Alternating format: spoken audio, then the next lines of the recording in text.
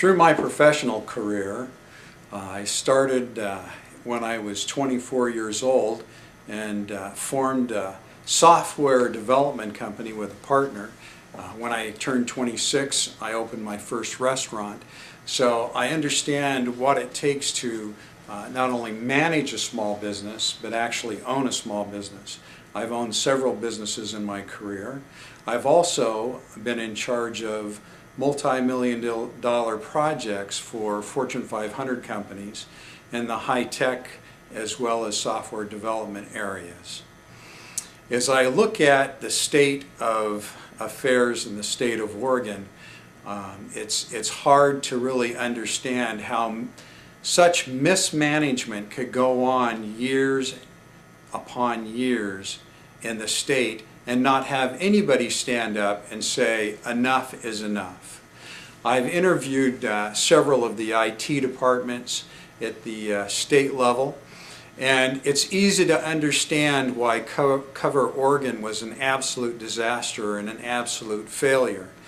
That particular program had at least 3 different departments that were working on the software project, and not a single department was in charge and had complete control over it. Without any leadership, the groups were not fundamentally communicating with each other, and they certainly weren't cooperating with each other the way that they should have. It also is startling that there is no accountability in the programming, and there's no individual responsibility in the programs. These are the kinds of programs that are designed to fail. No commercial business would ever run a project like this. It's absolutely unconscionable that we allow this kind of thing to happen at the state level.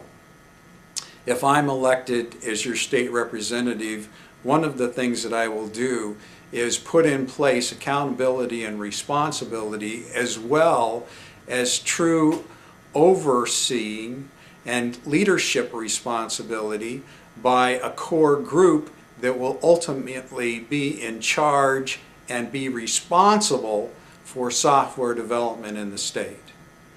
I hope that you, along with everyone that you know, really feels that this is an issue that needs to be addressed. Because frankly, if we don't feel that way, and if we don't do something about it, we're going to continue down this same path.